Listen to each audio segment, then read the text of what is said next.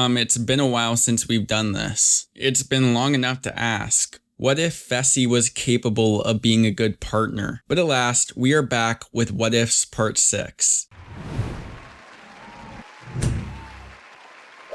Hey guys, what's up? It's the Rookie Revolution, and today we've got another part of the What If series. I've got some really fun ones to cover today, but if you haven't seen this series before, the way it works is I talk about a hypothetical situation like what if Julie actually got Veronica's safety latch undone, and Veronica fell 1,000 feet to the ground. Okay, not that dark. I got a Mormon killer on my hands. What is she doing? All I can hear is yelling, and I'm thinking they're cheering for me to go on more. If I was gonna try and kill Veronica, I'd just get a knife and stab her in the heart. But a more plausible one is what if Alon doesn't break his arm? Does Josh still become who he is today? So I just analyze the situation and come up with a realistic scenario for them. Without boring you all anymore with the intro, let's start with a big one. The first what if I will be talking about today is what if on Invasion of the Champions, the underdogs went against the champions in elimination.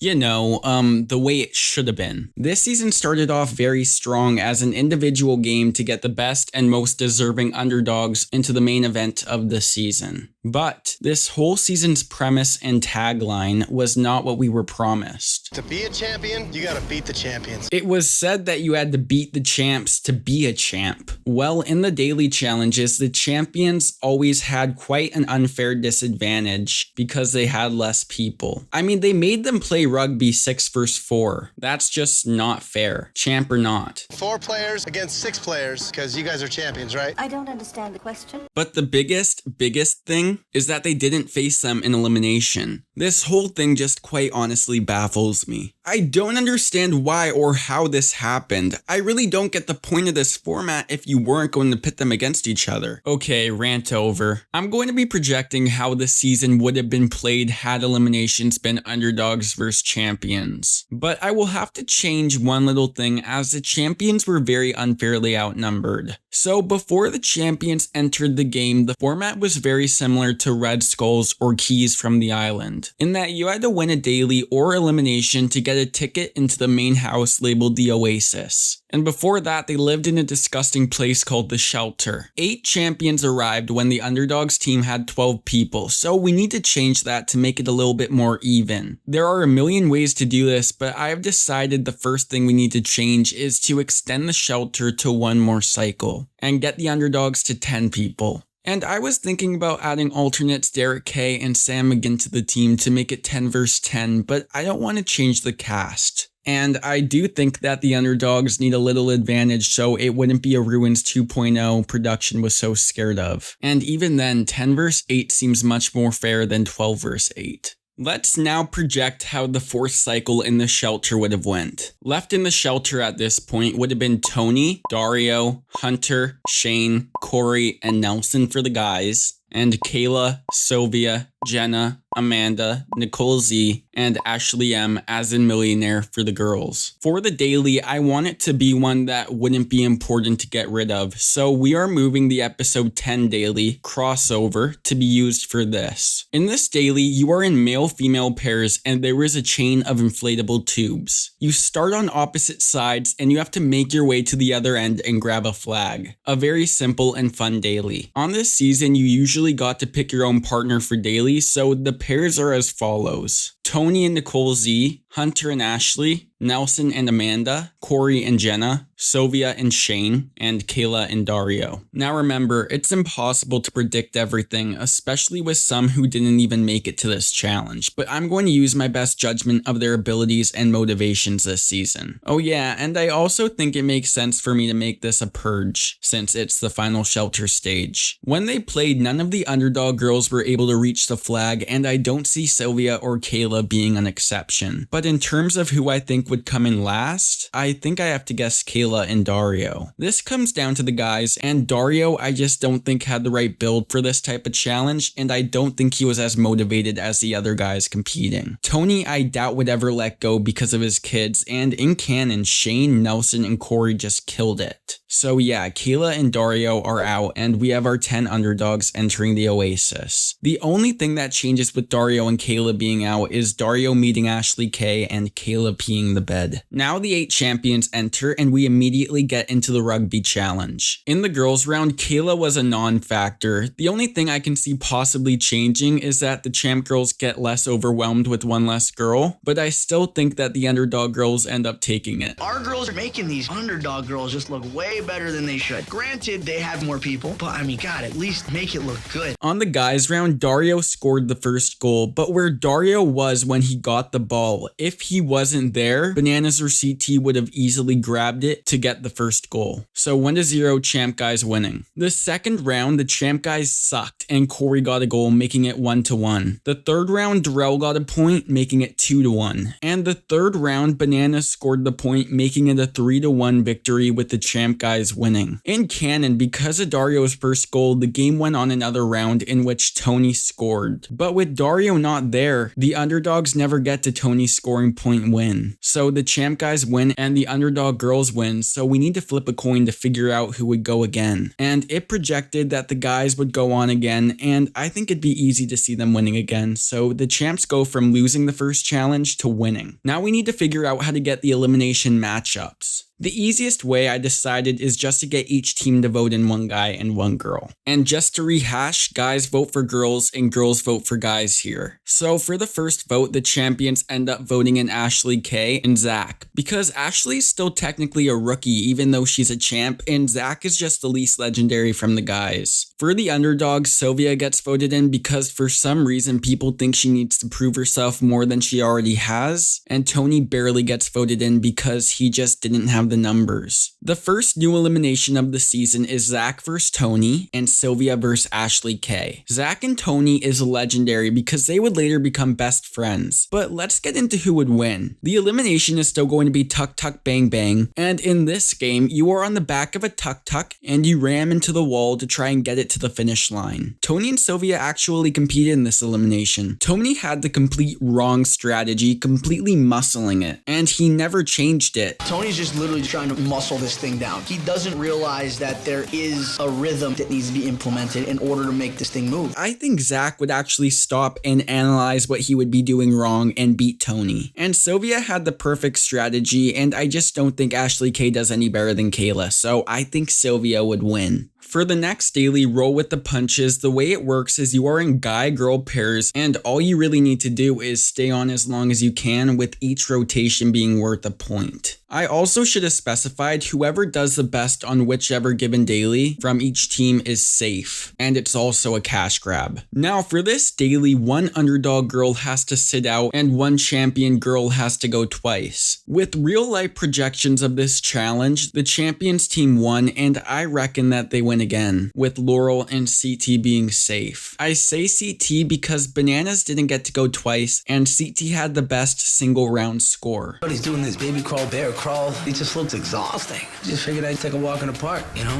If I turned on the juice, tried a little harder, I would have easily beaten his score. For the vote, I think that the girls would pick Zach again just because it's an easy thing to do. And I think that the guys vote for pretty easily Camilla. The underdog guys vote is Corey, as the majority alliance wanted him gone after Tony. Things are still the same from the shelter. We still want you out, Tony, and we need you to go next, Corey. And the guys vote in Jenna. So we have Jenna versus Camilla and Corey versus Zach. And the game is the classic pole wrestle. This might be the toughest thing to predict so far, but for the guys, Corey was not in his prime or has reached his full potential yet. And Zach just plainly has more experience. It's close, but I think Zach beats Corey. As for Camilla versus Jenna, Camilla did very well in her past pole wrestle when she was in way worse shape. And Jenna, to be blunt, sucked in her pole wrestle against Davon, albeit she is in better shape here, and this was years prior. I still think Camilla wins, and I don't really think it's that close. Now, with all of these players left, we go into the Curry Up Challenge, which is a mini final where you have to eat a bunch of curry and put together a puzzle. Originally, the champions won, and for the third time in a row,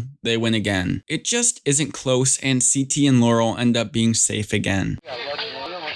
You guys just have this, man. You only have 18 pieces on the ground. This really is turning into the Ruins 2.0, and surprise, surprise for the vote, no matter how hard Cara and Bananas conspire against each other, Zach and Camilla go in again. For the underdogs, Sylvia volunteers after a poor performance, and Nelson also gets voted in due to the dwindling options. Nelson versus Zach, and Camilla versus Sylvia. This to me is a very interesting matchup. The game is Bell Ringer, where you have to break 16 idols swinging a rope. For the ladies, I think Camilla wins again and Sylvia leaves just like she did in canon. But for the guys, I think Nelson beats Zach. Nelson originally killed this elimination, and Zach is very hit or miss in eliminations like this. So in the end, I just see Zach and Sylvia going home. Now we have 6 people remaining on each team, and the next daily is called Fallout, which again, the concept is just to hang on basically. For the girls round of this daily, it was very funny. All of the underdog girls fell at the same time, and in this alternate universe, that doesn't change. For the guys round, Shane sacrificed himself instantly and got out Bananas and CT, so the underdog guys won their round, so pretty much nothing changes in this challenge. The underdogs win because they had a greater overall time of staying up, and Nelson and Nicole win safety. For the champs vote, I think the guys give Camilla a break and Laurel gets sent in. For the guys vote, it was really difficult, but for me, it came down to Laurel, who in the end thought Darrell needed the money more than Bananas. So Bananas and Laurel go in for the champs. For the underdogs, even though the Lavender Ladies fully exist, Amanda has the Are You the One connection, and the only reason Ashley and Hunter vote in each other is because of the fight they got into earlier. But in the end, Ashley and Shane were voted in. Nicole's immunity really saved her here. So we got Shane versus Bananas and Amanda versus Laurel. Here is where things really start to change. The elimination game is Bubbles In, and Ashley has competed in this elimination twice before, and has done exceptionally well both times she's played, but Laurel is Laurel. It's more of a battle than anyone would be expecting, but the champ of the season, Ashley, goes home to Laurel, and Shane vs. Bananas is pretty cut and dry. Shane's not good in physical eliminations, and Bananas' agility makes it so Shane loses pretty badly. Shane and Ashley Millionaire go home, and this changes the game. Now here is where the bloodbath would have taken place, but considering the numbers dwindling faster here, there is no need for a purge and it wouldn't really work. And also, let's be real, 2 underdogs would have went home and production just wouldn't want that. So the way I'm going to be remodeling this is that everyone's going to be competing and the top 2 women and top 2 men are safe while everyone else will be competing in the 3-way elimination. This was not an easy daily, and with more people fighting for their puzzle pieces, it would be a dogfight.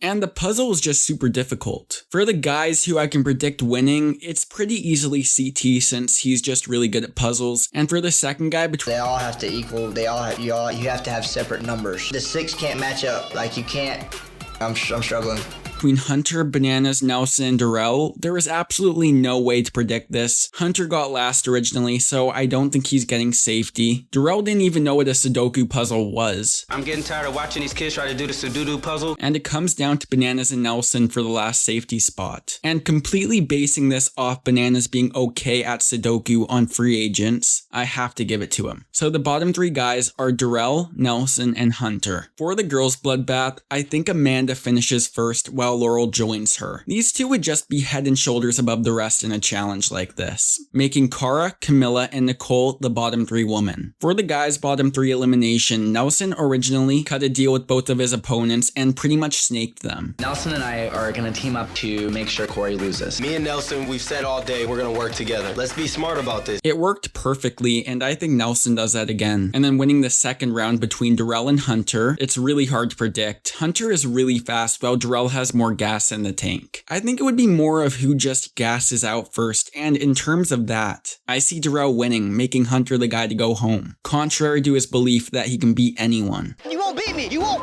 beat me! Who can beat me? For the girls' first round, I think Cara and Camilla team up, but honestly, who gets to the bell first, it's impossible to say. So the way I judged it was from the Looper elimination from free agents, which was very similar to this. Cara was able to last longer than Camilla, so I'm going to give the first round win to Cara. And for the second round win, I don't think Camilla per se gives up, but if Nicole was able to use her upper body strength and just pull her like she did with Amanda, I see Nicole beating Camilla. It really just comes down to upper body strength. strength. Here are the final 4 guys and the final 4 girls of the season heading into the last cycle. So the final daily was called Caged, and it was kind of like an escape room, and originally the underdogs won. But now, since they have less people and with Cara and Bananas around, I think that just elevates the champions team and they win. No one gets immunity here though. So now we get to the final elimination vote, and the guys pretty easily vote in Laurel as Darrell and CT are just closer to Cara, but the guys vote was really tricky. No one voted in Darrell. Cara really wanted Bananas in, but I personally think Laurel would want CT to go in as he's the only one who hasn't yet. In my mind, Laurel and Cara would just fight about this and TJ would get tired of it and let the guys vote as well. So CT gets voted in as Darrell wants to run the final against Bananas. For the underdogs, Nelson automatically goes in and he has a sole decision for the ladies, and because of Ari the One, he picks Nicole. The matchups are CT vs Nelson and Nicole vs Laurel, which is very interesting. So the elimination game was not so fast, which we all know by now. CT absolutely broke this game. I don't think Nelson does any better than Darrell did, and no one was going to undo CT's knot, so unfortunately Nelson goes home. For the showman's Laurel vs Nicole, there were rumors that Laurel threw this elimination, which I personally don't believe, but let's say for a second that it was true. If she threw this elimination for Camilla, she would throw it 100 times for Nicole. I just see Laurel not giving it her all against Nicole, and Nicole being the first person to ever beat Laurel in elimination. We have finally made it to the final, and my brain is just getting tired. With these 6 as our finalists, for the females, it comes down to either Cara or Amanda, and it all depends on the partners they get for the given checkpoints. We don't know how Amanda performs in finals, so my money would personally be on Cara, but if Ashley won this final, Amanda could as well. It's really impossible to say, but since Ashley won and Amanda and her are pretty comparable, and it was a puzzle and swim heavy final, I will as a placeholder put Amanda as the champion, but it really is 50-50. And for the guys, this is actually impossible. CT won the final in real life, but against Bananas and Darrell, who are 2 of the best final runners of all time, it could literally go any way. In this specific final, I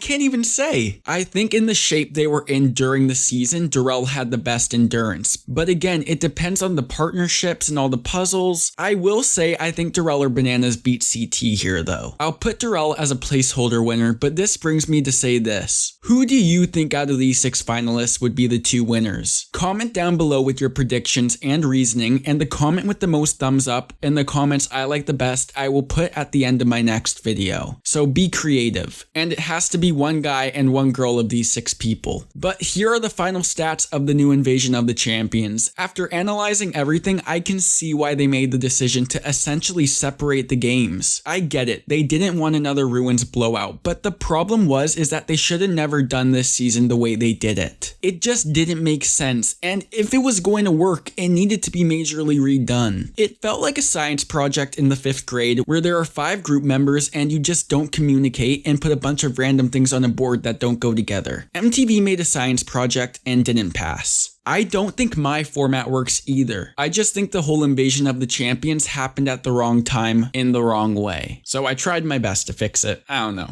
After all of that, I still got one more what if in me, and Amon Z, I completely agree with you. What if Nani picked CT instead of Kyle on Double Agents? Definitely pick Kyle. No, Kyle, coming home!